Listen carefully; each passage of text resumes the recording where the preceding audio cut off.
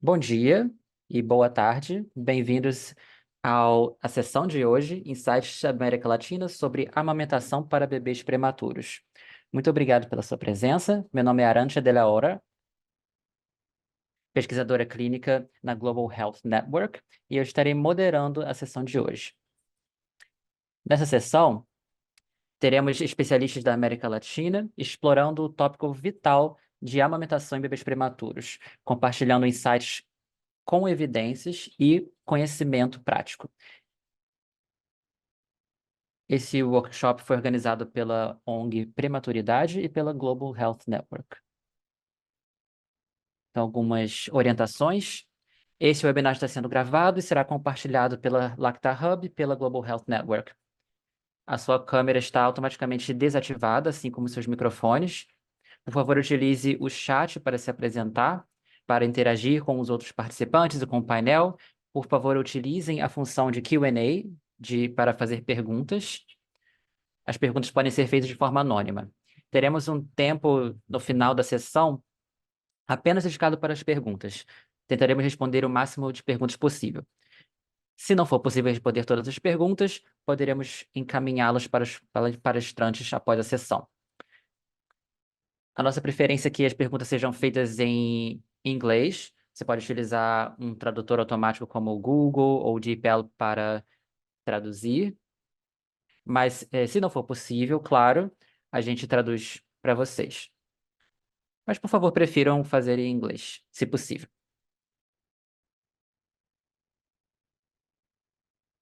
Se você gostaria de receber um certificado de presença nesse workshop, você deverá completar a pesquisa de feedback e os certificados serão encaminhados para os participantes que estiveram presentes em 80% do workshop e preencheram essa pesquisa. E se tiver alguma dificuldade técnica, se não conseguir ouvir por algum motivo, verifique as preferências do seu computador, verifique o volume. Se o problema persistir, talvez você precise reiniciar o workshop, sair e entrar de novo. E caso isso não resolva, você pode colocar seu problema no chat e a nossa equipe vai tentar te ajudar. Nós temos diversos países aqui presentes no webinar, com a maior parte da presença vindo do Brasil. Eu gostaria de apresentar a Denise, a diretora da Prematuridade do Brasil. Ela vai apresentar o restante do painel. Bem-vinda, Denise. Olá a todos. Olá, Arantxa. Muito obrigada. Eu estou honrada por estar aqui hoje. Em primeiro lugar, eu gostaria também de agradecer o Kai, da Lacta Hub, o Luís e a Arantxa, da Global Health Network, por tornarem esse workshop possível. Também gostaria de rapidamente dizer que estamos extremamente preocupados com a tragédia que está acontecendo no sul do Brasil e oferecemos nossa solidariedade pelas pessoas afetadas pelas inundações, assim como reconhecemos o apoio humano e material que as pessoas do mundo e do país estão fornecendo, direcionando para essa região. Então, muito obrigado. Vocês são o motivo pelo qual ainda acreditamos na humanidade. E falando em humanidade, uma das coisas que contribui muito para a sociedade e para termos uma geração mais saudável é o leite materno e a amamentação. Então, os bebês prematuros se beneficiam muito disso. É por isso que estamos aqui hoje. Então, seja você um profissional de assistência de saúde, um tomador de decisões e políticas, hoje será uma ótima oportunidade para você receber alguns insights e estabelecer conexões para possibilitar o apoio à amamentação para bebês prematuros. Então, eu vou só dar um contexto sobre o nosso conteúdo. O parto prematuro é uma das maiores causas de mortalidade neonatal no mundo e está associado com efeitos físicos de longo prazo, neurodesenvolvimentais e socioeconômicos. 1 em cada 10 bebês são prematuros no mundo e a cada 40 segundos um desses bebês morre. Na América Latina e no Caribe, a proporção de bebês extremamente prematuros é 8,9%, em comparação com 4,1% pelo mundo. A amamentação é considerada a estratégia mais efetiva para a prevenção de infecções e a redução de mortalidade infantil. A amamentação em bebês prematuros pode ser um desafio para a mãe, para a família e para os profissionais de saúde. Se o leite da própria mãe não estiver disponível, o leite humano vindo de doadores é muito suficiente também, pasteurizado, claro.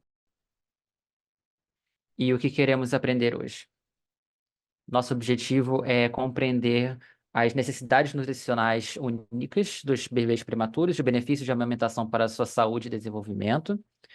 Vamos explorar os desafios e barreiras para os bebês prematuros e a sua amamentação e as estratégias para lidar com isso. Aprenderemos sobre iniciativas bem-sucedidas e boas práticas na saúde latino-americana para a promoção de amamentação em bebês prematuros. Vamos ter insights sobre o papel dos bancos de leite humano em fornecer o leite materno essencial para bebês prematuros e assegurando e o seu papel na segurança da integridade nutricional. Também vamos reconhecer a importância da amamentação e do acesso ao leite materno doado, na redução do risco de complicações e na promoção de crescimento e desenvolvimento em bebês prematuros. Próximo slide. É um grande prazer para mim apresentar essas palestrantes, essas mulheres muito poderosas. Primeiramente, Águida Dias, a mãe de Amora, que nasceu prematuramente aqui no Brasil. Também a doutora Nathalie Charpak, ela é diretora da Fundación Canguro, na Colômbia, e diretora científica na Integral Kangaroo Mother Care Program, no San Ignacio Teaching Hospital, e na Javeriana University da Colômbia.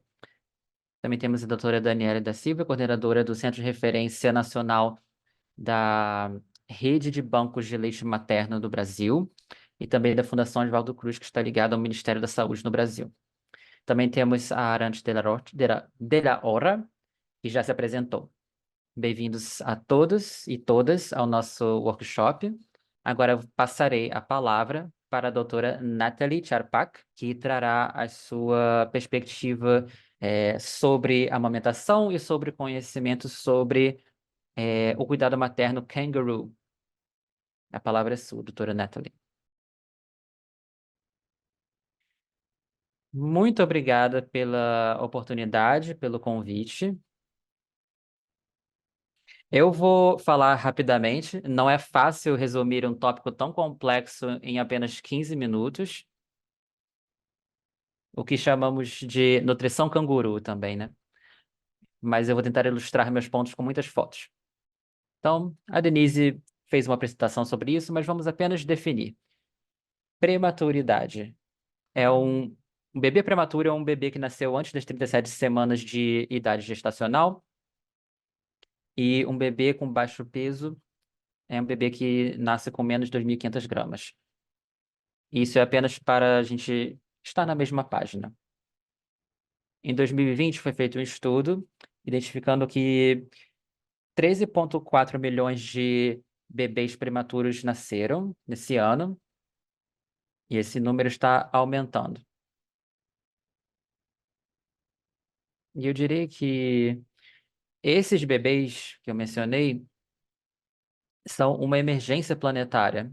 E as Nações Unidas emitiu um aviso de que esse problema está crescendo no mundo. E apesar das tecnologias estarem avançando no cuidado neonatal, a gente não viu uma mudança tão significativa nessa área, porque o número de gestações múltiplas devido, né, ao desenvolvimento do que chamamos de prematuridade induzida ou decidida medicamente está aumentando. Eu sei que isso é um problema no Brasil e, claro, é um problema em muitas outras áreas do mundo, como na Colômbia.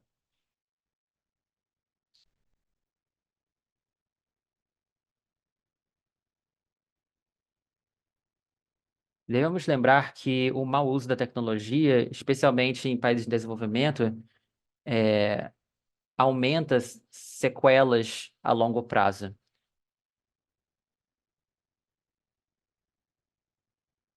E não apenas grandes sequelas, mas pequenas sequelas de longo prazo, como problemas cognitivos, problemas de aprendizado, hiperatividade, agressividade. Então, a prematuridade é uma questão bastante relevante para nós hoje. Existe uma tendência de salvamento desses bebês, claro. Quando falamos de prematuridade, falamos de 24, 25 semanas, que também são candidatos ao cuidado maternal canguru. Então, a Colômbia está muito próxima do Brasil. A mortalidade infantil é em torno de 11% e 11,3%, na verdade. E a mortalidade neonatal é em torno de 6, 9 mil. Existem diretrizes fornecidas pelo Ministério da Saúde. Há 69 programas de maternidade canguru com sistemas ambulatoriais por todo o país. Então, o que é a canguru? Eu estou falando aqui sobre Canguru Mother Care porque para nós há três componentes, desde que ele foi criado pelo Dr. Ray nos anos 70.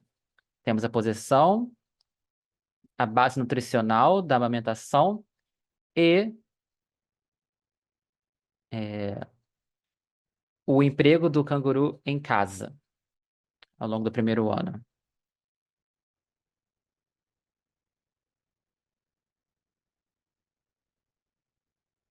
E a posição de canguru deve ser iniciada assim que possível, por mais tempo possível, e ela continuará em casa. Agora, por que que isso é novo na canguru, né? Foi publicada uma recomendação para os bebês prematuros e bebês de baixo peso, e toda intervenção canguru imediata e geral, que seja nova e um pouco diferente, deverá ser empregada de acordo com o Ministério da Saúde. Temos a OMS recomendando uma mudança de cultura também das provisões de cuidados para esses tipos de bebês. E para isso é necessário mudar toda a cultura de cuidados para conseguirmos manter as mães dentro desse programa. É uma grande mudança, envolve bastante recursos e isso deve ser mencionado, claro, porque não é algo simples de implementar, mas é um objetivo importante. Temos medidas para os, é, es- escalar esse trabalho, para levá-lo para mais áreas. Aqui é uma foto do Dr. Ray. Ele, de fato, criou esse método em 1978, na Colômbia. E aqui temos uma foto da Canguru Foundation, a Fundação Canguru, Dr. Citra Figueiro, que faleceu uns 10 anos atrás, um neonatologista. Trabalhamos bastante na Fundação com as intervenções de apoio à maternidade canguru e fazemos parte dessa iniciativa com base em evidências.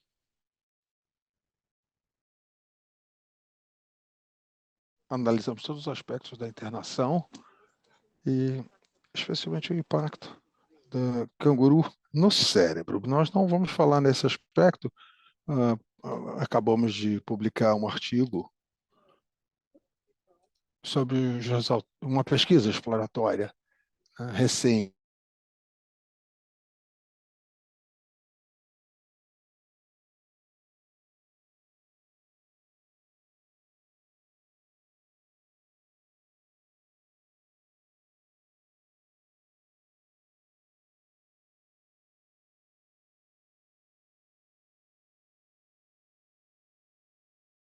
O crescimento do cérebro, como o cérebro vai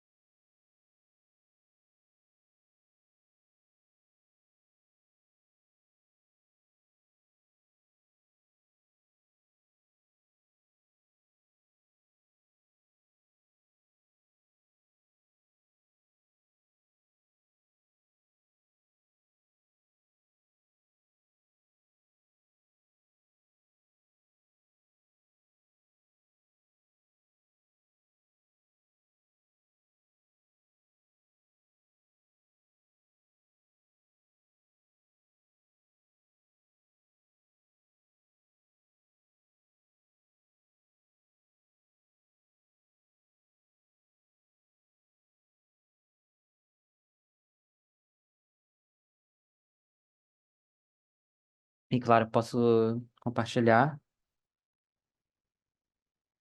Então, é um lugar novo. Sem esse apoio, as coisas ficam muito complexas, porque com frequência a gente acaba vendo um atraso na expressão de leite, um atraso no colostro, mesmo com a iniciação da administração orofaringeal. Eu vou passar rápido porque é realmente bem difícil falar sobre tudo isso em 15 minutos. Mas, enfim, a nutrição canguru, ela envolve uma extração. A gente não fala sobre todas as outras partes de eh, amamentação parental e tudo mais. E se não for possível a amamentação, mesmo assim, continua sendo parte do programa Canguru. Isso aqui é só para falar rapidamente que para amamentar um bebê prematuro, isso é uma coisa que exige bastante tempo, mas é de importância, é de extrema importância para que a gente possa ajudar essas mães. Isso tem diversos benefícios. É, vou ter que passar mais rapidamente aqui. Aqui são todos os benefícios: diminuição da morbidez neonatal, alcançar uma nutrição que contribui para o desenvolvimento neurológico, menos atopia e índice de alergias. A gente demonstra que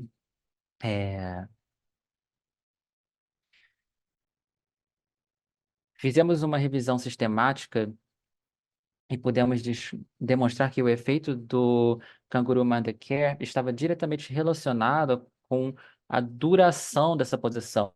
Não é para fazer 1 ou 2 horas, é para tentar fazer 24 horas. Não apenas para o desenvolvimento cerebral, mas também para o crescimento do bebê. Claro, não vou falar sobre isso aqui. No Brasil, vocês são especialistas em como fazer esse esforço de amamentação, suplementação, é, leite pasteurizado, leite humano pasteurizado. Alguns dos bebês terão a fórmula artificial, mas a gente vê que o bebê prematuro geralmente não pede a amamentação e isso tem que ser despertado no bebê.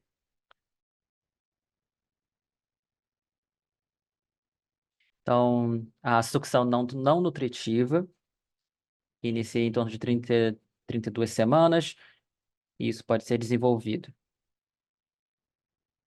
É um aspecto muito importante dessa iniciativa. Eu não sei por quê, mas algumas pessoas consideram que você tem que esperar para começar essa sucção, mas ela é muito positiva para o desenvolvimento da sucção dos bebês, uma sucção nutritiva. O que é o colostro? Ele é um tesouro. Vocês vão receber esses slides, não vou detalhar muito, mas eu só queria mostrar que isso aqui está sendo feito no Vietnã. É, imediatamente após o nascimento, mesmo até após uma cesárea, a gente pode já começar. É, a gente trabalha com todas essas rotas de amamentação prematura. Precisamos compreender a sucção prematura. Precisamos compreender os padrões de sucção em bebês prematuros.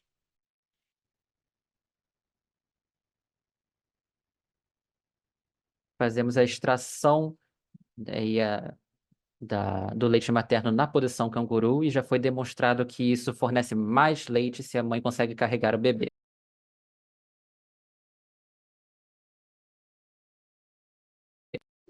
É muito importante e é, é bastante objetivo. A mãe vai aproveitar o momento, os sentimentos dela são muito importantes nesse momento. Se você precisar de algum tipo de suplemento, nós daremos o suplemento. Nós temos algumas técnicas diferentes para dar a amamentação em situações difíceis. Nós já escrevemos um artigo sobre o acompanhamento do KMC. Nós queríamos mostrar para vocês essa pontuação de 57 mil bebês. Vocês vão ver que nós temos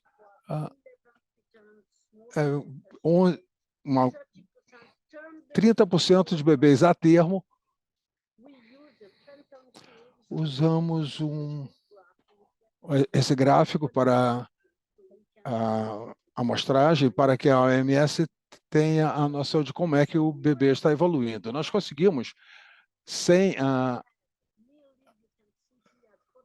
nós tivemos, vocês podem ver aqui, há 40 semanas, 96% somente a amamentação, que a mãe está amamentando o bebê, e não exclusivamente, e até 6 meses, 80% delas amamentam. Aqui, como vocês podem ver, eu coloquei exclusivamente a amamentação, eles chegam no programa na faixa de 60%, com amamentação exclusiva, e vocês podem ver que eles chegam a 40 semanas, e o que é estranho é, depois da pandemia, não, esses números não diminuíram, continuam. E vocês podem ver que depois de 60 meses, 44% de amamentação exclusiva e 30%. Nós perguntamos se isso seria por causa da virtualidade. O índice de nutrição, peso total, isso é a conferência do crânio, com menos de 2% de desvio padrão. A antropometria, vocês podem ver com 8 meses, 8,7, 73 centímetros e 46 centímetros para o crânio. Existem evidências,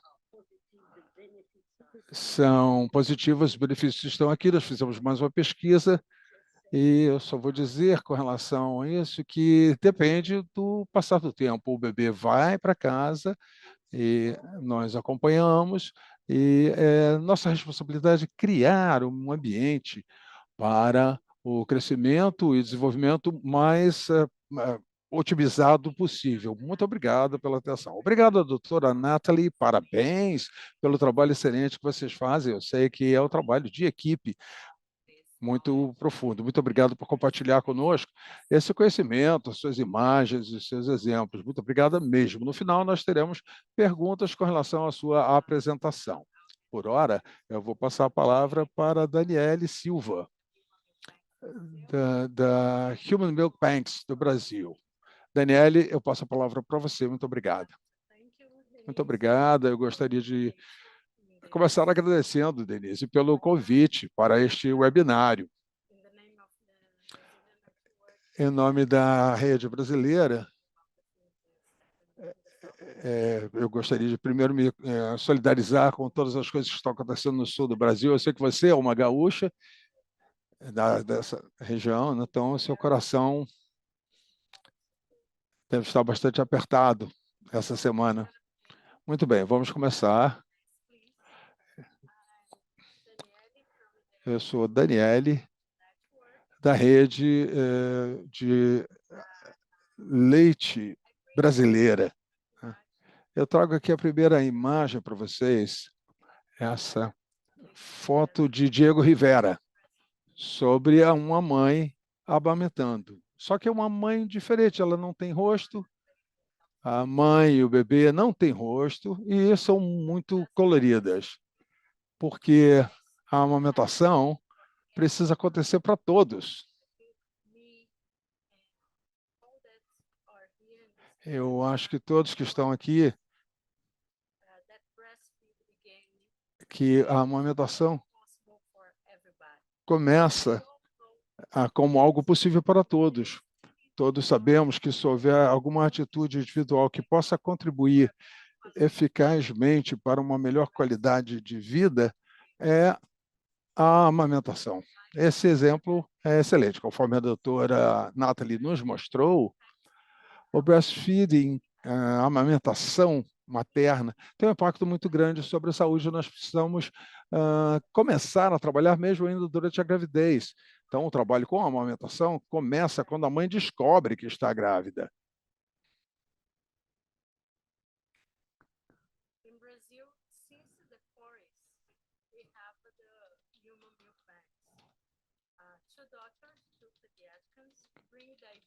Dois pediatras trouxeram a ideia da França, da Inglaterra, e começaram a montar esse banco de leite humano no Brasil, desde até a estratégia de políticas públicas para a amamentação. Antes disso, nós trabalhamos como um lugar de lactação, onde se tem o leite humano e onde pode-se enviar esse leite para os bebês que estão com problemas de lactação. Bebês ainda hospitalizados, ainda no hospital, que não respondem muito bem ao tratamento. Então, os médicos resolveram aplicar o leite humano para esses bebês como remédio, não como alimento. E isso teve uma mudança na década de 80. Não trabalhamos mais com leite humano, e sim não é mais como uma alternativa para alimentar o bebê. Na verdade, o leite humano é um alimento funcional. Alimento que pode ajudar a melhorar a saúde. A ideia, então, é trazer a mãe para o centro da cena. Como a doutora Nathalie mostrou, é importante cuidar da mãe que está amamentando. Essa é a ideia que teve início na década de 80, quando mudamos o modelo brasileiro de amamentação dos bancos de leite, né, humano. Então, montamos esse serviço especializado para que se responsabilizar por ações para promover, proteger e apoiar a amamentação, para coletar leite normal para as mães que produzem mais do que o seu bebê vai necessitar e fazer o processamento através do controle de qualidade e distribuição para os bebês prematuros. E a ideia começou a colocar uma assistência clínica dentro do banco de leite humano, um programa para promover e apoiar a amamentação dentro dos bancos de leite humano. Começamos, então, com a teoria de Carl Rogers. Nós escutamos as mães que têm dificuldade de amamentar, elas dizem que têm leite fraco. Se minha mãe não me amamentou, eu também não vou amamentar o meu bebê. Então, nós resolvemos escutar, aumentar a escuta para essas mães e tratar e promover a amamentação a partir desse tipo de sentimento. Então, as mães vêm, compartilham seus sentimentos, seus conflitos, suas percepções com relação à amamentação e nós ressignificamos esse processo. Então, se a minha mãe não me amamentou, eu vou amamentar. Nós começamos a explicar, né, os profissionais do banco de leite humano começaram a explicar a importância da amamentação, das boas coisas que o leite humano podem fazer, que o leite humano pode fazer para o seu bebê, não só para essas mães.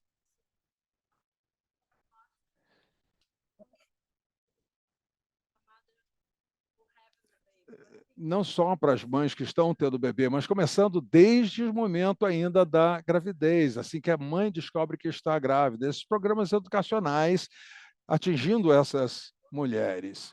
E quando ela vai para o hospital para ter o bebê, um hospital que tenha um programa de amamentação ou um banco de leite humano, nós fazemos, então, a gestão clínica da amamentação. Desde os primeiros momentos, nós ajudamos as mães a colocar o bebê no seio, mostrando como ela pode massagear, como ela pode retirar o leite, todas as melhores formas de amamentação. E fazer isso com a mãe, com o filho. Os médicos que procuram tratar os bebês prematuros, em vez de dizer, tem cardiopatia, problemas de respiração, mas ele pode ser amamentado. Não diretamente no seio, mas talvez com outras bandeiras, a outros meios. E é importante ter uma equipe multidisciplinar, para atender desde a pregnância, da gravidez até o pós-parto. Nós precisamos pensar também que essa mãe precisa voltar ao trabalho em algum momento e ela quer continuar amamentando o seu filho. Essa mãe que tem esse problema, ela provavelmente também tem outro bebê, outros filhos dos quais ela precisa cuidar também. E ela precisa sair da UTI. Então, precisamos atender essas mães.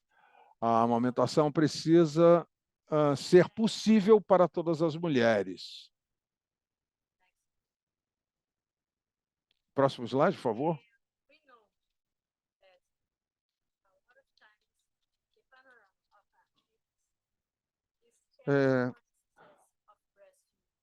A questão é sempre um desafio para o sucesso da amamentação, ou seja, temos uma mãe que não imagina que vai ter um bebê antes da hora certa. Meu bebê vai ter problemas e o médico não conversou comigo o suficiente.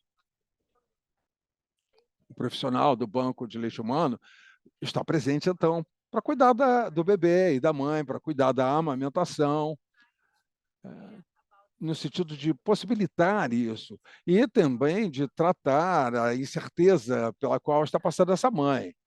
Então, nessa ocasião, quando o banco foi montado, começaram a publicar uma série de teses de mestrado, de doutorado, e uma delas fala justamente desses sentimentos.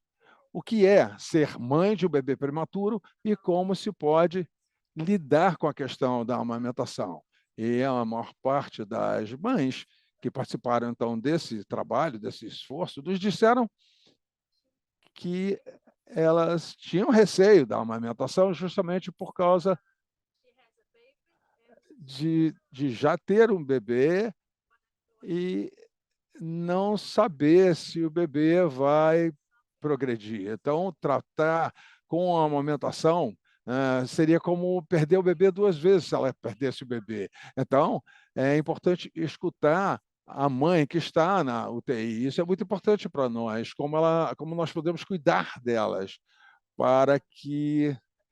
bom, acabamos então tendo várias teses escritas sobre isso, e um exemplo é essa mãe que teve um bebê.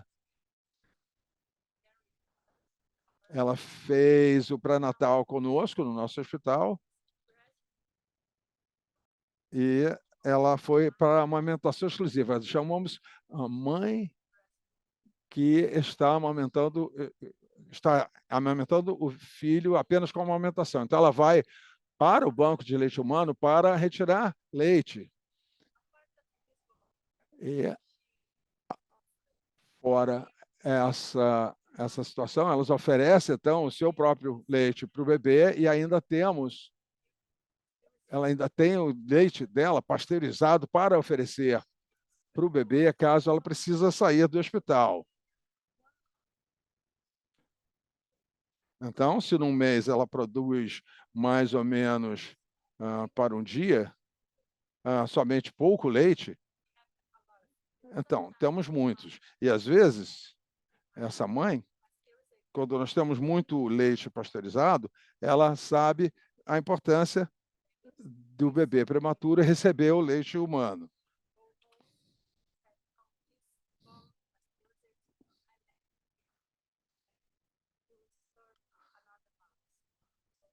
E eu deixei esse leite para servir a outras mães. Então, elas sabem sobre essa importância.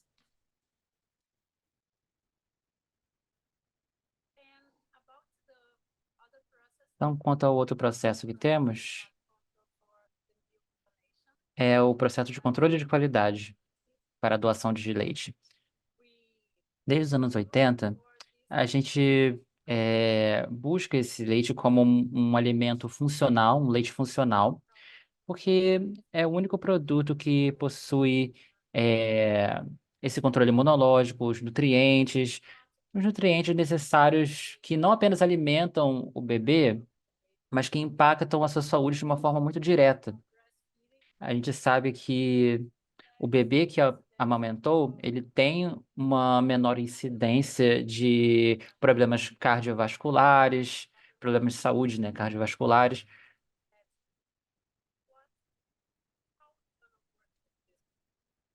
Por isso que é muito importante a gente pensar como trabalhar com esse leite. Então, em primeiro lugar, precisamos conhecer esse produto. Aplicamos uma tecnologia de baixo custo e alto rigor. Não utilizamos esses equipamentos mais custosos na nossa rotina. Eles são desenvolvidos, eles são bons para o pro processo de pasteurização. E a gente traz essa tecnologia, alguns testes que a gente conhece sobre esse tópico. E a gente também traz o teste de acidez.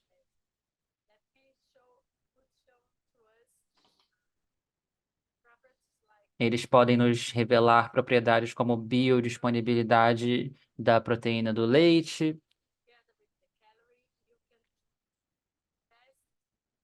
o nível de calorias, e aí você pode escolher o melhor leite para aquele bebê quando o leite da mãe não está disponível. Uma outra mudança foi que quando a gente identificou essas doações, mesmo se são os mesmos doadores, se uma doadora doa 5 garrafas para o banco, a gente trabalha especificamente com cada garrafa, porque a gente sabe que em cada garrafa a gente pode ter uma composição diferente do leite. Há muitos fatores que afetam o leite. Cada garrafa tem características nutritivas específicas que podem apoiar bebês específicos. Então, trabalhando dessa forma, a gente tenta responder às necessidades específicas de cada bebê prematuro.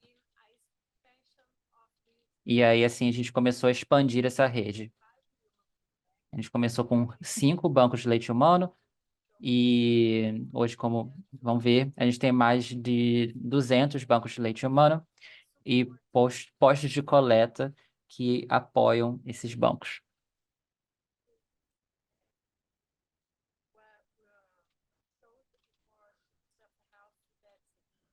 Isso mostra para o Ministério da Saúde que os bancos de leite humano são uma ferramenta muito importante para apoiar a amamentação no seu país. Essa ideia de que não apoia apenas o bebê prematuro, né? Mas apoia todas as mulheres, todas as mães que estão amamentando. A mãe do bebê prematuro pode ir para casa e amamentar o bebê, e aí no outro mês o bebê prematuro pode ser apoiado. Qualquer dúvida pode ser solucionado nesse período também.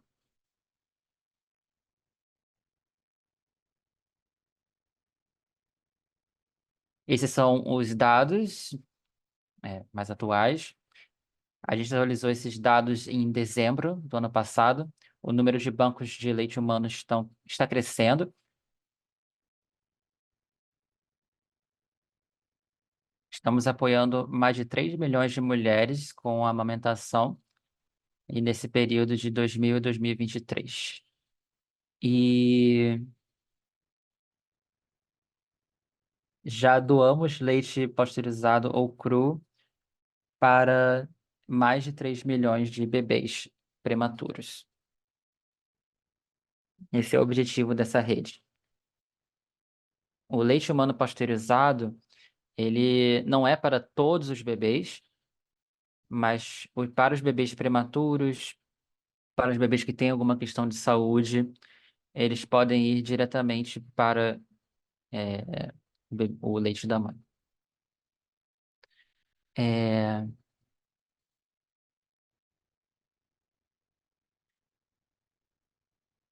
Com o crescimento da rede, começamos a focar em estabelecer a mesma linha de trabalho em todo o Brasil. Estabelecemos padrões de boas práticas para os bancos de leite humano. Temos padrões e diretrizes técnicas.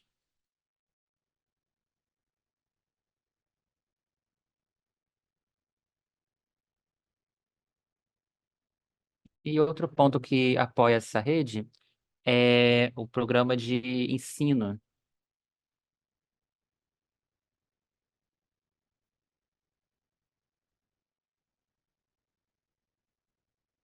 Temos um curso virtual que é fornecido para todos os profissionais dessa rede de leite humano. Esse ano vamos começar a gerir mais um curso. É um curso de gestão de bancos de leite humano e um curso de amamentação dentro dos bancos.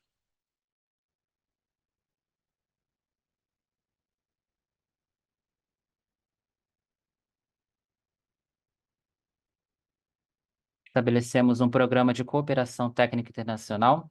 Temos projetos na América Central, na América Latina, na Península Ibérica, no Caribe, na África, todos os países da comunidade de países lusófonos. Temos um congresso periódico. Devido à pandemia, o último foi feito virtualmente.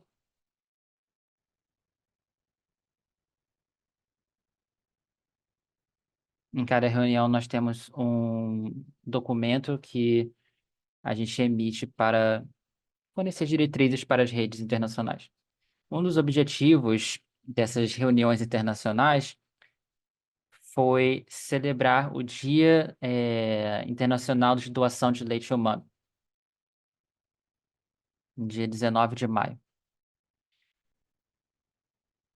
Desde a pandemia, a gente não conseguiu se reunir, e aí começamos a promover esse slogan: amor em cada gota doada, vida em cada gota recebida. A vencedora foi Maria Emília, de São Inácio, no Paraguai. Ela criou esse slogan.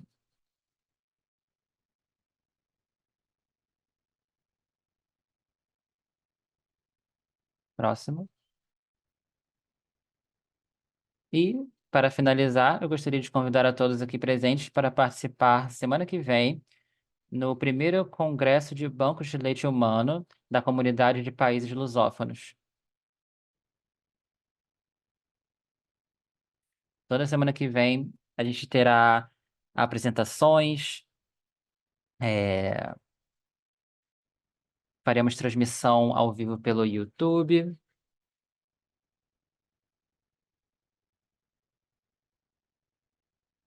O tema central será alimentação e segurança nutritiva para recém-nascidos sob risco e estratégias para bebês lactantes. Então, estão todos convidados. Muito obrigado. Muito obrigada, Daniele. Sabemos que o Brasil é uma referência para o restante do mundo em termos de bancos de leite humano. Muito obrigada por trazer toda essa história, todo esse contexto e a sua experiência também com bebês prematuros e com amamentação no geral. Muito obrigada. Agora eu convido todos os participantes a digitarem suas perguntas na aba de perguntas e respostas do Zoom. É o ícone escrito Q e A. Pode, escrever ali quaisquer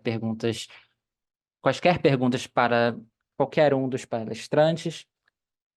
E aí, no final, a gente poderá abordar as perguntas.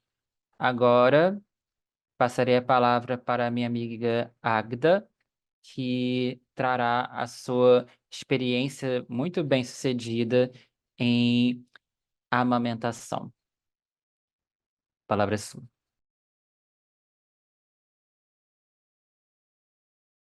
É um prazer estar aqui. Eu estava chorando porque esse assunto realmente me toca muito. Mas, enfim, vamos em frente. Eu sou a Águida e hoje eu vou conversar com vocês sobre o processo de amamentação da Amora. A Amora hoje está fazendo 8 anos. Ela é uma criança muito alegre, muito inteligente, que nasceu extremamente prematura e tem paralisia cerebral.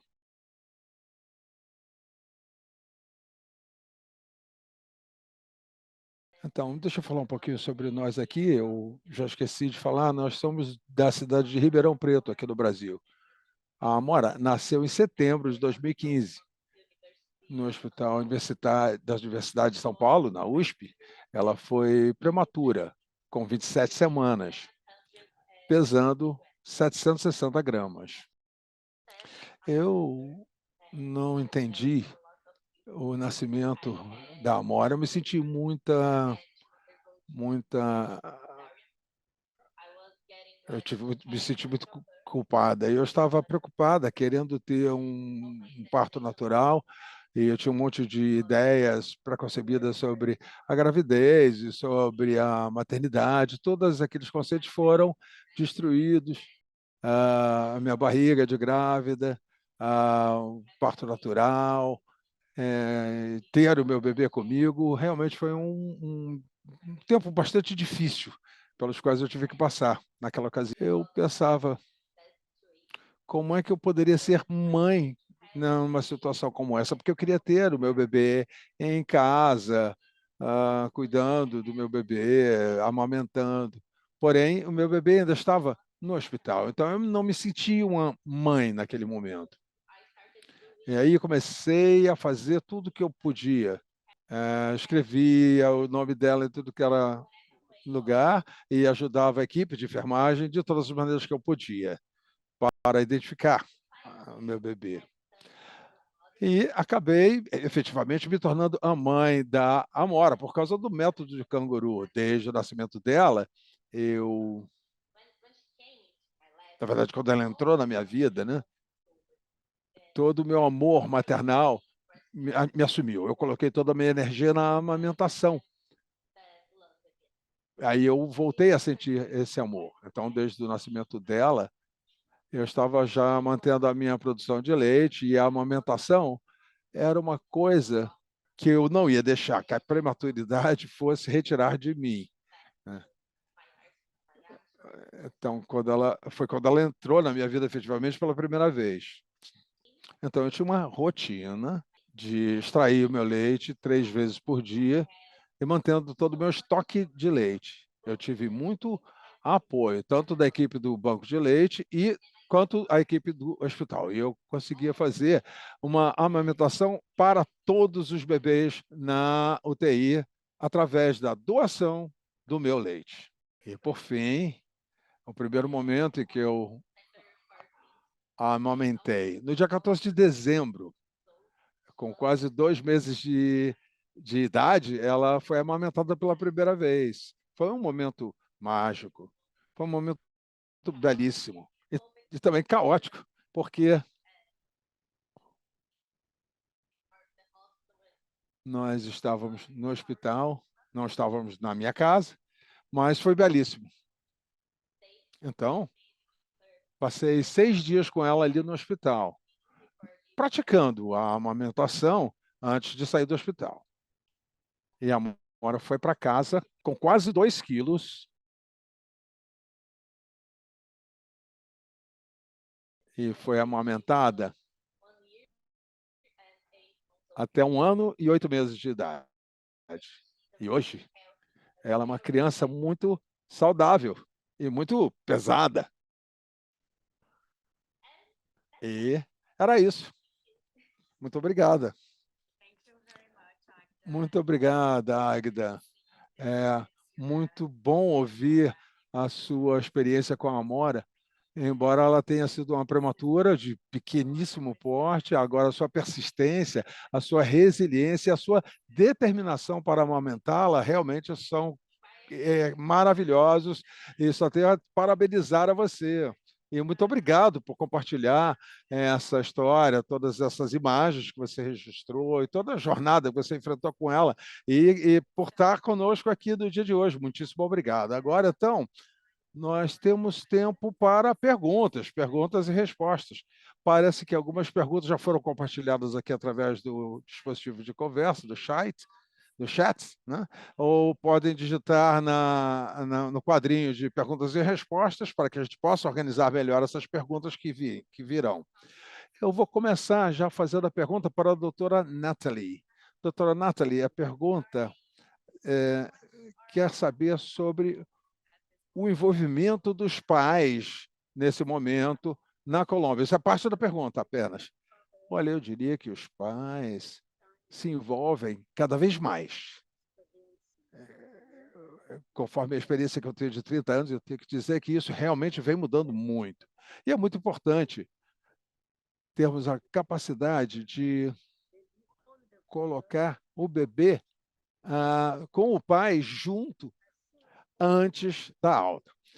Assim que possível, eu sempre tento envolver os pais. Vou dizer mais uma coisa, que, em geral, é a mulher que não deixa o pai participar.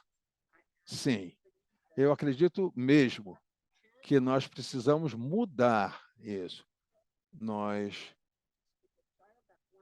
mostramos que o pai carrega o bebê nesses primeiros momentos, vai haver uma presença maior do pai durante todo o crescimento, ele vai se envolver muito mais no desenvolvimento da criança. E uma coisa que foi muito engraçada, porque a gente não estava esperando isso, com 20 anos, nós tivemos mais famílias originais, ou seja, havia menos separação na família quando o pai carregava o bebê no sistema canguru. Isso realmente é uma resposta muito boa, muito positiva. E aí eu gostaria de dizer também que, na verdade, isso é mais de 50%. Vai depender um pouco do nível, se o pai pode vir, mas eu diria que está na faixa de 60% a 70%. Muito obrigado, doutora Nathalie. Vou voltar a falar com a senhora mais uma vez depois, mas agora eu vou pedir a Daniele, porque tem uma pergunta feita para ela. Quais são as estratégias no banco de leite humano para ajudar a acolher essas mães, a apoiá-la em todos os problemas que ela está enfrentando? Quais são as estratégias dos bancos de leite humano para acolhê-las e também ajudando no processo de amamentação? Tá, obrigado. Olha, muito obrigada pela pergunta. Como eu falei, o banco de leite humano é estratégico para a amamentação e nós temos diretrizes nossas. A primeira coisa é o seguinte: onde você pode ter um banco de leite humano nesse tipo de hospital? O terceiro nível, que tem parto de bebês prematuros. Quando a mãe vem fazer o pré-natal, às vezes já sabemos que ela tem problemas e que ela vai ter o bebê prematuro, mas em outros casos a gente não tem como saber. Porém, o parto vai ocorrer naquele hospital e os profissionais do banco de leite humano não ficam só lá dentro do banco. Na verdade, eles vão até onde haja uma mãe, um bebê, vai ter a presença de um profissional do banco de leite humano, escutando a mãe, cuidando da mãe, convidando a mãe para que ela venha aprender mais sobre o banco de leite humano. Como é que você pode manter a sua amamentação? Porque nós sabemos que se a gente tem uma situação como a Águida, que nos mostrou exatamente como é o sentimento dessas mães. Às vezes elas querem que os médicos saibam que é preciso fazer tal procedimento com o bebê, então traz para nós, venha cá, vamos conversar sobre a amamentação, venha, vamos conversar sobre os seus sentimentos, e depois a gente mostra como manter a amamentação, mesmo que o bebê não vá direto para o seu seio. Mas você pode fazer uma massagem, você pode massagear e manter o seu leite, retirar o seu leite e manter dentro do banco para que ele seja pasteurizado. E o que fazer quando o médico chegar e dizer para você: muito bem, hoje você vai levar o bebê ao seio? Esses profissionais estão todos juntos, atuando juntos, apoiando essa mãe. E, de alguma forma, eles dão a coragem que ela precisa, né? Segurando a mão delas. Perfeito, muito obrigada, Daniele. Também outras estratégias de apoio, né, nesses sistemas, né? dentro do banco de leite humano, né? Agora eu vou perguntar uma coisa para a Agda, uma coisa ligada à sua experiência com os profissionais de saúde. Eu sei que você teve uma experiência muito positiva com a amamentação da Amora, mas qual é o papel que você acha que os profissionais de saúde desempenharam no seu processo de amamentação? Eles ajudaram? Nesse sentido, então, o que que você diria que é importante para que esses profissionais de saúde que estão nos escutando agora, para trabalharem com os bebês prematuros, com suas mães e para terem uma amamentação bem-sucedida? Olha, como a Daniele falou, eu nunca tinha. Eu pensei que eu nunca poderia. Eu sei que eu nunca poderia ter feito isso sozinha. Foi muito difícil. Foi muito difícil. O seu bebê está quase morrendo, tem entre a vida e a morte, é realmente muito difícil. Mas eu recebi muito apoio da equipe hospitalar. Na primeira noite que passamos no hospital, eu quase desisti, mas uma das enfermeiras me apoiou, não, literalmente, nos braços dela, e eu continuei. Tudo que começou a me ajudar, as coisas começaram a dar certo, e no final, graças a Deus. Olha, na minha opinião, a coisa mais importante é escutar a mãe e respeitar a mãe, mostrando, passando as informações corretas sobre o processo de amamentação, a importância da amamentação e também aceitar a decisão da mãe, caso ela não queira. Eu acho que é isso. Perfeito, muito obrigado, Agda. Então, realmente é um esforço em equipe para conseguirmos a amamentação bem-sucedida com os bebês prematuros, né? Eu quero voltar agora à doutora Nathalie. Nós temos uma pergunta feita pela Paula Maia. Ela tem uma certa preocupação com relação a recomendações para despertar os bebês prematuros a cada hora e meia para a amamentação frequente. Ela diz que não tem evidência para apoiar a segurança dessa prática por causa de hormônio de crescimento, etc. e tal. Então, ela faz essa pergunta especificamente sobre despertar o bebê prematuro para a alimentação, para a amamentação, no caso, né? Olha, realmente é uma coisa da qual falamos muito com as pessoas no início, né? No NIDCA, porque no canguru não estava consolidado, né? No começo, com menos de 1,8 kg, com menos de 34 semanas, a gente começa a explicar para as mamães, para as mães, no programa ambulatorial ainda, o tamanho do estômago do bebê, né? Explicamos também para as mães que esse bebê precisa se alimentar, precisa ser alimentado a cada 2 horas, se nós queremos que o bebê faça um crescimento adequado. Mas não vamos despertá-lo. A gente explica para a mãe como é que ela pode fazer carinho no bebê sem despertá-lo. Não é uma coisa difícil, é humano, e o que é interessante é que o bebê vai despertar com facilidade depois de cada 2 horas, e com isso a gente consegue fazer que o bebê cresça de uma forma tranquila. E eu vou dizer uma outra coisa: você tem alguma evidência de que o bebê precisa ser alimentado a cada 2 horas? Por favor, me fala, porque eu não tenho um relógio aqui, né? Quem é que diz isso? Quando você alimenta um bebê prematuro a cada 2 horas, a gente consegue um crescimento como a criança deve crescer. Assim, é o nosso objetivo. E acredito que seja essa uma evidência suficiente a partir dos nossos resultados.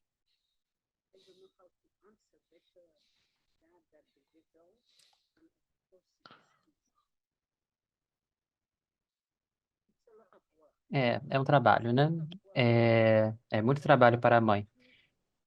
E por esse motivo a gente ensina a mãe ensina a mãe a amamentar dois ao mesmo tempo. É, enfim, geralmente as mães compreendem muito bem que é um trabalho por algumas semanas. O bebê vai ficar ali na posição cangaru por algumas semanas, depois ele vai querer se mover. Então é um trabalho bem importante, cansativo, mas necessário.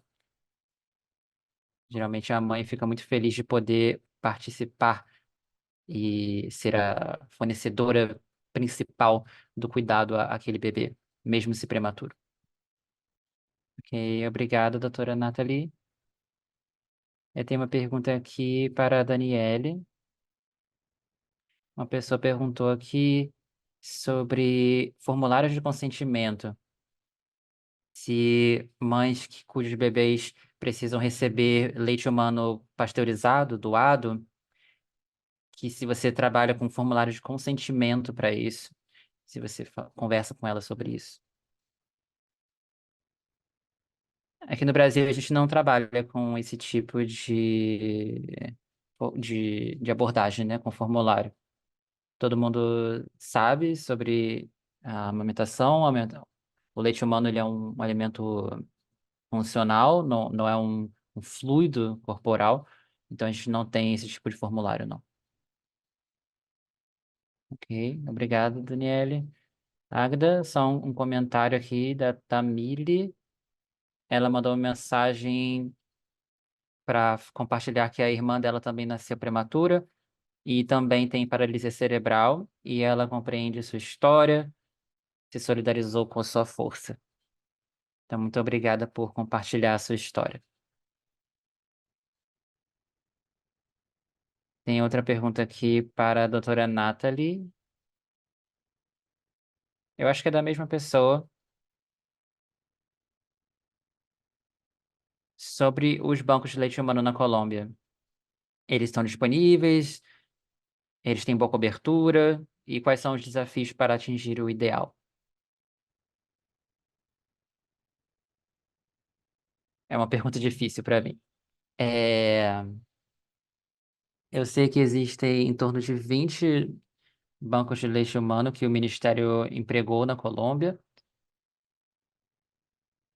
mas eu não sei do funcionamento deles.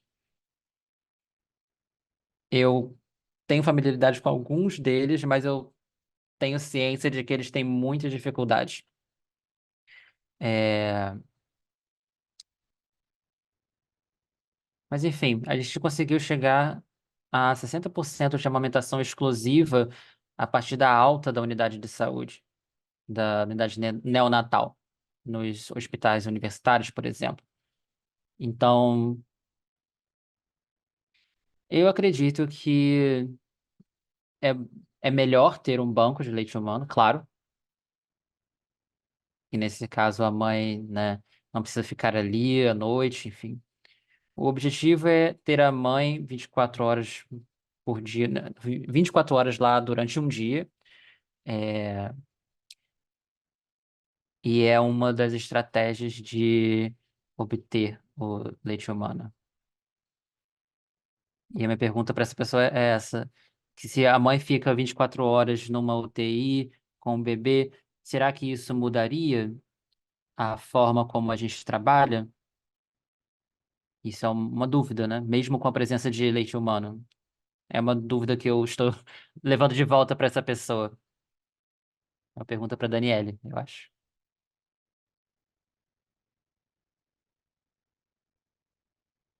Posso falar? Claro. Eu conheço os bancos de leite humano na Colômbia e em alguns outros países. Eu acho que n- não são suficientes para, né, para um país que tem um número bem alto de bebês prematuros. Como a doutora Nathalie mostrou, temos muita tecnologia, mas ainda temos muitos nascimentos prematuros. Temos muita tecnologia, muito conhecimento, muita expertise dos doutores, mas as culturas diferem, as abordagens diferem, os nascimentos prematuros, até mesmo aqueles que não são necessários, ainda acontecem muito. Então, acho que a melhor palavra para a amamentação é como temos aqui nas nossas políticas para a amamentação no Brasil. Temos muitas ferramentas que promovem a amamentação. A abordagem do canguru, o banco do leite humano,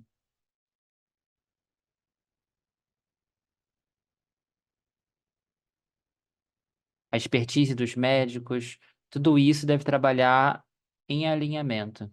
Não tem uma máquina que vai solucionar toda essa questão, como a Agda falou. Ela é a mãe. Ela é a mãe da Amora. E ela falou: Ah, é possível porque eu recebi muito apoio.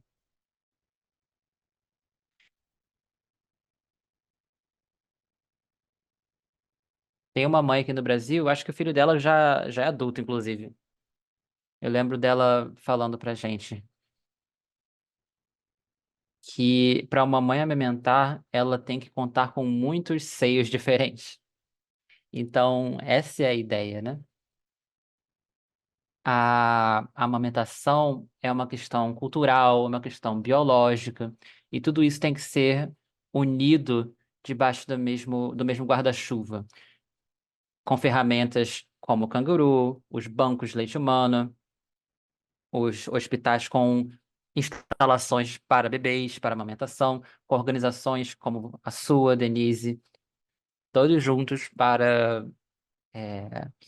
termos um mundo mais saudável no futuro. Obrigado, Daniele. Pode falar, doutora Nata.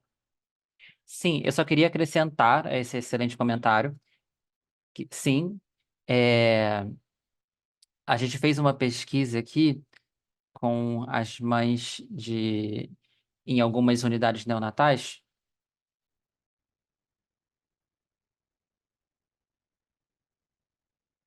A gente está abrindo mais possibilidades de apoio, não apenas com a abordagem canguru, mas com apoio para a amamentação nos hospitais, o ensino, a educação. Sim, eu sinto que isso está avançando também na Colômbia. É, e sem os bancos de leite humano, né? A gente tem 20, né? Mas, como eu falei, eu não sei dos resultados deles. Mas, é, mesmo assim, temos mais de 70% das mães recebendo alta com amamentação exclusiva em hospitais universitários. E elas chegam no programa Canguru, com o bebê na posição canguru, e recebe muito apoio. Então, temos também 60% dessas mães com amamentação exclusiva em 40 semanas.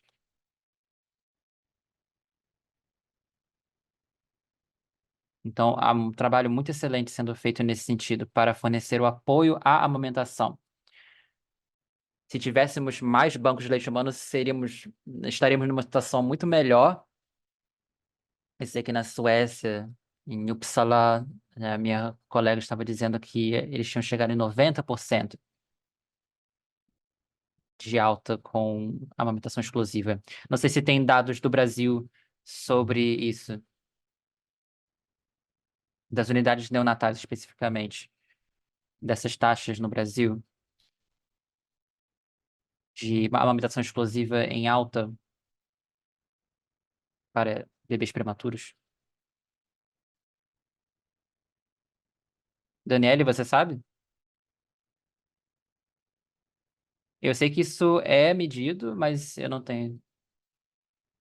Sim, a gente acabou de finalizar uma tese de doutorado, acho que no ano passado, que trabalhou apenas com as mães de bebês prematuros em unidades neonatais, onde temos os bancos de leite humano. As mães chegam até 95%, né? s- Saem do hospital com a amamentação exclusiva. E agora estamos continuando essa investigação. Exclusivamente, exclusivamente. Elas vão para casa com a amamentação exclusiva, 90, 95.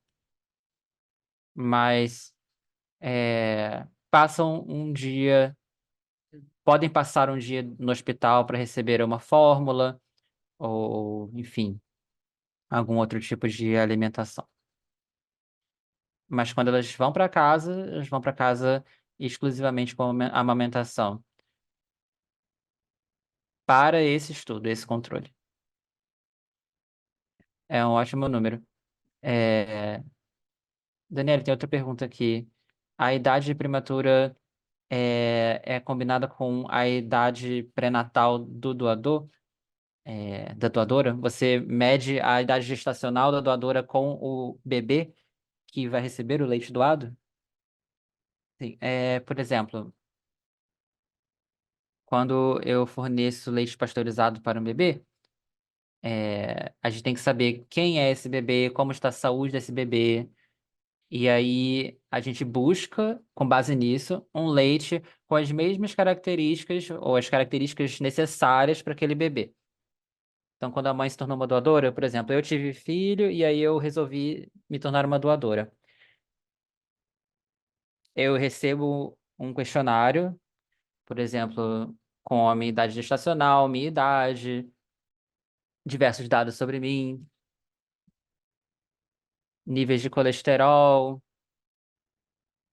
e tudo isso alimenta esse sistema para a gente poder escolher essas características para fornecer o leite correto para o bebê correto. A gente aborda cada garrafa individualmente.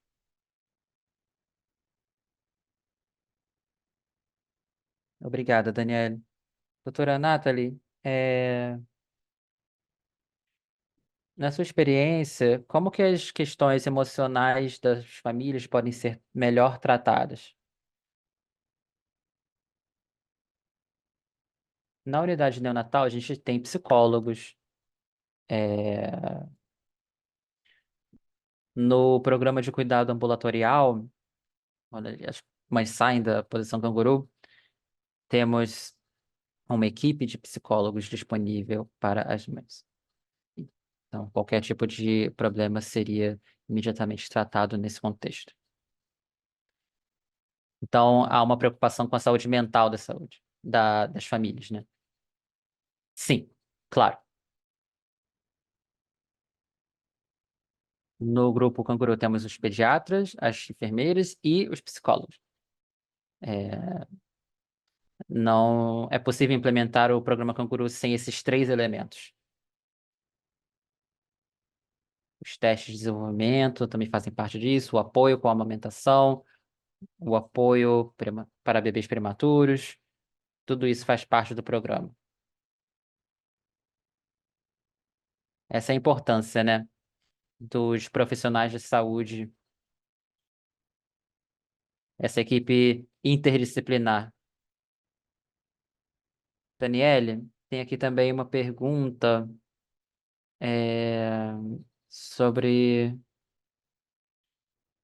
é, como que são organizadas campanhas para o aumento na aceitação e na sustentabilidade dos bancos de leite humano no Brasil. Vocês parecem já ter essa cultura e a gente também quer aumentar o número de bancos de leite humano. Então, quais são as estratégias que vocês implementam para conscientização das pessoas sobre a importância da doação e da presença dos bancos também?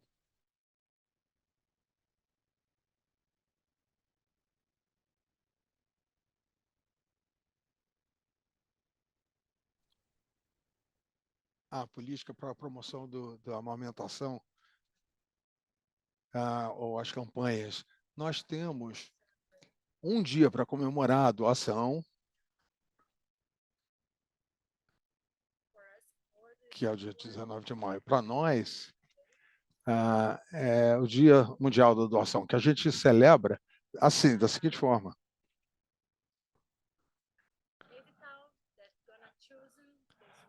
a gente faz um edital que vai escolher o slogan, né? A gente dá início, de uma forma geral, a gente tenta convencer a sociedade ou sensibilizar para jogar esse dia para janeiro. E agora em mês, então no mês de maio, nós temos muita promoção. A gente vai à televisão, a gente vai ao rádio, e agora nós temos muitas redes sociais, no Instagram, no Facebook e tudo mais.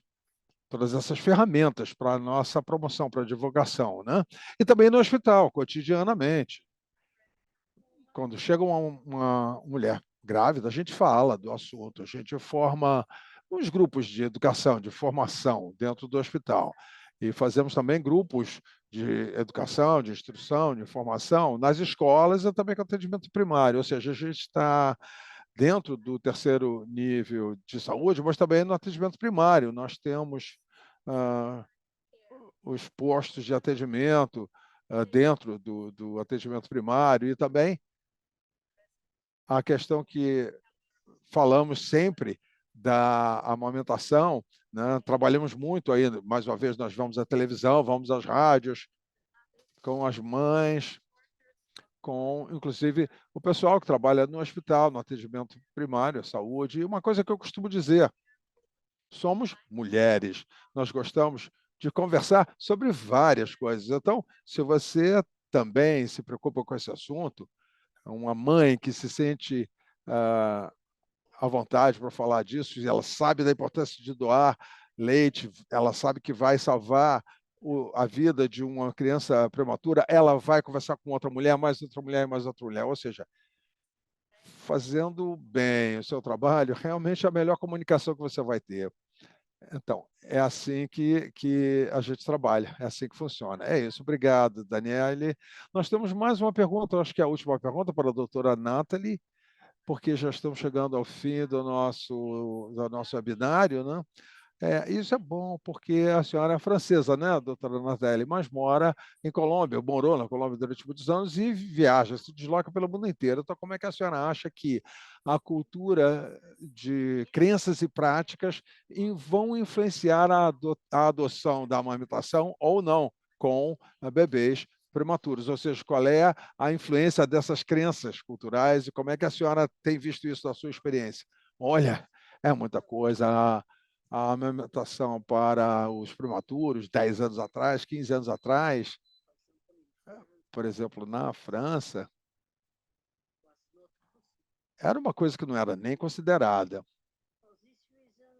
Por isso, então, eu acho que o canguru não é só uma questão da posição, é questão da nutrição, é de ir para casa com o bebê, é o acompanhamento, é uma questão muito mais complicada, não? É claro, é muito importante e muita gente ainda acredita que o leite materno não é para bebê prematuro.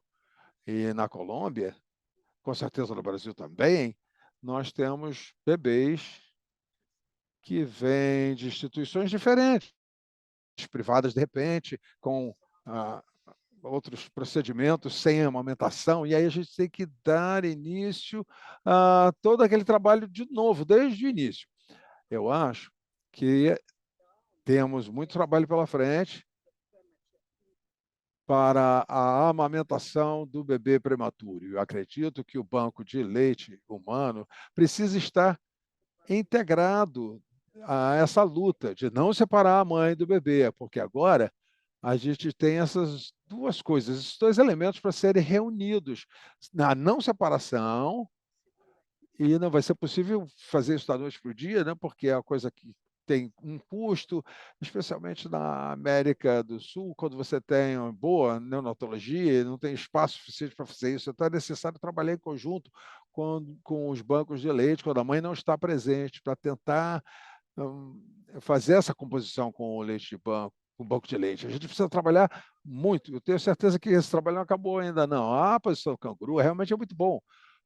Porém, a amamentação para o bebê prematuro, depois da alta, a posição canguru vai ser difícil, mas com relação à família, é, é a obrigação deles a ter a melhor atuação depois que você ensina. E essa é a coisa mais difícil que tem. que a gente quer que todos nós respeitemos que, quando a gente ensina as famílias, eles são os melhores, porque eles são os pais. E isso é difícil, sim, em muitas culturas. E mais uma coisa, rapidinho. O que eu vi é que vocês têm países aí onde a privacidade é uma coisa muito importante. E a amamentação não vai funcionar se você não trabalhar primeiro, não atuar primeiro na privacidade. Não é impossível que o modelo de exclusividade, que é aberto, você pode ver o outro, vai ter uma dificuldade conforme cada cultura. Vai ser melhor tendo um isolamento, uma cortina. Vi lugares onde eles colocam uma cortina para que a mãe possa amamentar o bebê, para que o pai possa, inclusive, autorizar a mãe para amamentar naquela unidade de saúde. E você tem que pensar em outros aspectos que são importantes em outras culturas, né? Porque se não for assim, não vai funcionar. Canguru ou a amamentação, a mesma coisa. É isso, muito obrigado, doutora Nathalie. Nós temos as diretrizes, melhores práticas, temos modelos, exemplos, mas precisamos sempre nos adaptar a cada cultura, porque senão não faz sentido. E todos temos muitos desafios, em quase todos os países, com relação à indústria regente dos leites em pó. Enfim, a luta ocorre em todos os lugares. Mas eu gostaria de falar mais uma coisa aí. Quando o bebê não está se dando bem e você não tem um banco de leite, nós usamos um, um leite artificial líquido para bebês prematuros por poucas semanas, mas estamos muito felizes de haver leite líquido artificial e não em pó.